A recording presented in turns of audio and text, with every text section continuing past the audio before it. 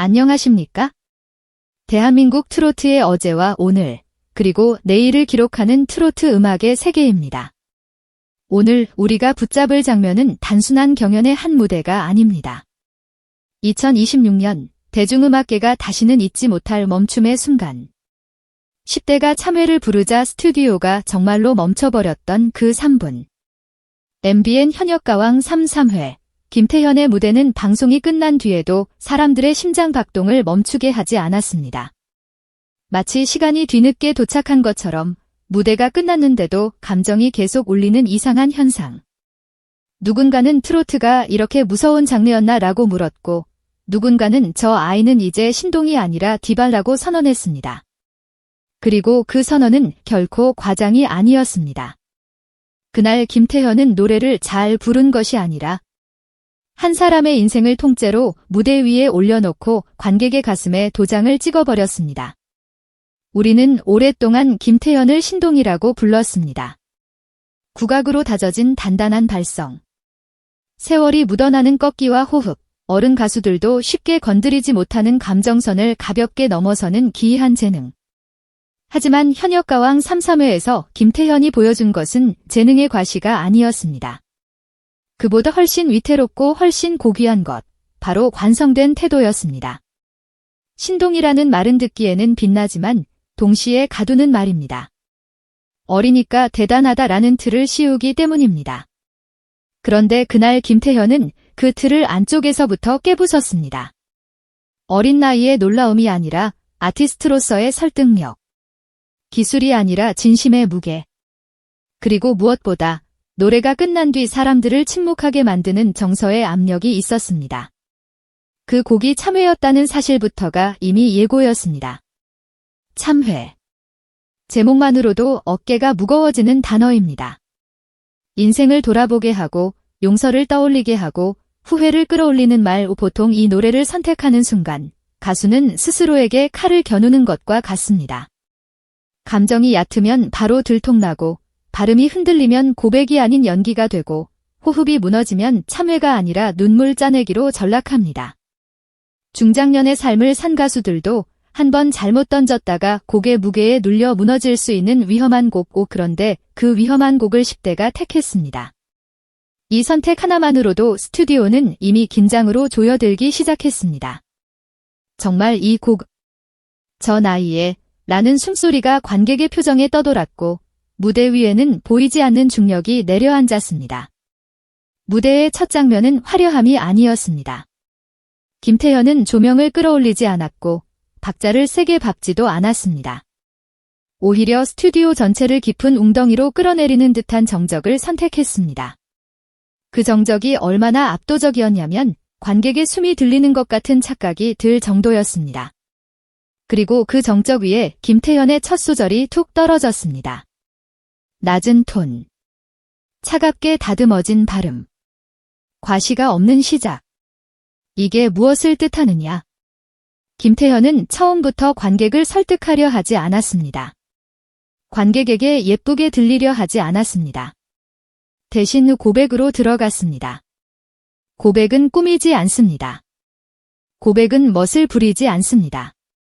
그 순간 스튜디오의 공기가 바뀌었습니다. 누군가의 마음속 장롱문이 열리고 오래 접어둔 후회가 먼지처럼 피어오르는 느낌. 김태현은 그걸 첫 소절에서 이미 만들어냈습니다. 특히 그녀의 발음이 예사롭지 않았습니다. 한 음절 한 음절이 마치 손끝으로 글자를 눌러 쓰는 것처럼 눌러졌습니다. 미련과 체념, 그 사이 어딘가. 나는 아직 끝내지 못했다 라는 미세한 떨림이 소리끝에 매달렸습니다. 이 떨림이 중요한 이유는 무대 위의 감정은 크기가 아니라 진짜 같음으로 사람을 무너뜨리기 때문입니다. 김태현은 큰 소리로 울부짖기 전에 먼저 관객이 자기 마음속에서 울게 만들었습니다. 그게 진짜 무서운 시작입니다. 소름은 항상 조용히 옵니다. 그날의 소름은 정확히 그렇게 왔습니다. 그리고 중반부로 갈수록 김태현은 감정을 쌓기 시작했습니다. 불을 한 번에 확 지르는 방식이 아니라 마치 장작을 하나하나 넣듯 호흡을 한 겹씩 포개며 온도를 올렸습니다. 여기서 드러난 것은 국악 기반의 호흡 마술입니다. 소리를 뱉지 않고 삼키는 듯한 조절, 단숨에 치고 올라가지 않고 감정이 목 안에서 한 번 더 돌게 만드는 기술. 특히 날 사랑한 그만큼만 같은 대목에서 김태현은 소리를 크게 만드는 대신 소리의 결을 더 얇게 만들었습니다. 그러면 어떻게 되느냐? 관객은 더 가까이 듣게 됩니다. 사람은 조용한 고백 앞에서 저절로 귀를 기울이게 되어 있습니다. 김태현은 그 본능을 정확히 알고 있었습니다. 무대가 아니라 사람의 마음을 연출하는 능력. 이쯤 되면 신동이 아니라 연출자입니다. 그리고 마침내 후렴, 클라이맥스. 여기서 김태현은 스튜디오를 흔드는 거대한 파도처럼 밀려왔습니다. 하지만 그 파도는 단순히 높은 고음의 파도가 아니었습니다. 그 파도 안에는 절절한 참회의 정서가 꽉 차 있었습니다.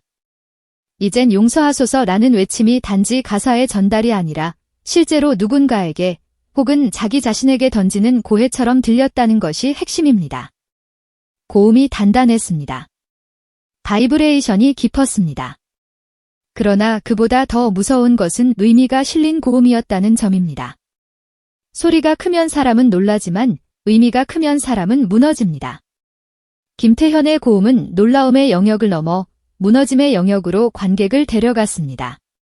그래서 스튜디오가 멈췄던 겁니다. 그 순간 사람들은 박수를 칠 타이밍을 잊었습니다. 감정이 너무 커서 박수라는 행동이 감정을 따라잡지 못하는 상태. 그게 멈춤입니다. 시각적 연출 또한 기이할 정도로 절제되어 있었습니다. 무대는 화려한 조명쇼를 거부했습니다. 핀 조명과 어두운 배경, 은은한 영상. 오직 김태현의 얼굴과 목소리만 남기려는 결정. 이 선택이 왜 결정적이냐면 참회라는 노래는 외부 장식이 많아질수록 거짓말처럼 보이기 때문입니다. 그런데 제작진은 정확히 알고 있었습니다. 이 무대는 김태현의 내면이 주인공이 되어야 한다는 것을. 그래서 조명을 지웠습니다. 장식을 비웠습니다. 그 빈 무대 위에서 김태현은 더 크게 보였습니다. 마치 어두운 성당 한가운데에서 혼자 고백을 올리는 사람처럼 그녀의 존재감은 신성함에 가까워졌습니다. 관객은 엔터테인먼트를 보러 왔다가 어느 순간 의식에 참여하고 있었습니다. 김태현의 눈빛과 손짓은 그 의식을 완성시키는 마지막 도구였습니다. 그녀는 이제 노래만 부르는 가수가 아니었습니다. 가사 한 줄에 따라 눈빛이 갈라지고 감정의 방향이 바뀌었습니다. 원망을 숨긴 듯 허공을 바라보다가 곧 모든 걸 내려놓은 듯 눈을 감는 장면. 손끝이 미세하게 떨리는 순간. 관객은 그 작은 움직임에 자기 이야기를 덧씌웠습니다. 저건 내 후회다. 저건 내 사과다. 저건 내가 못한 말이다. 이게 무대의 힘입니다. 가수가 자신의 이야기를 하는데 관객은 자기 이야기를 듣는 것처럼 느낍니다. 김태현은 그 기적을 10대의 나이로 해냈습니다. 무대가 끝난 뒤 가장 인상적인 장면은 박수가 아니라 침묵이었습니다. 박수는 누구나 칠 수 있습니다. 하지만 침묵은 아무나 만들지 못합니다. 침묵은 감정의 만장일치입니다. 그날 스튜디오에 흘렀던 정적은 주리가 방금 뭔가를 봤다라는 집단적 확신이었습니다. 마스터들조차 말을 잃었습니다. 그리고 뒤늦게 나온 심사평은 평가가 아니라 증언에 가까웠습니다. 누군가는 김태현이 이미 가르칠 수 있는 영역을 넘어섰다고 했고, 누군가는 기술을 논하는 게 무의미하다고 했습니다. 그 말은 곧 이런 뜻입니다. 이 무대는 점수의 문제가 아니라 시대의 문제였다는 것. 그날 김태현은 경연 참가자가 아니라 트로트가 앞으로 어디까지 갈 수 있는지 보여주는 하나의 미래가 되었습니다.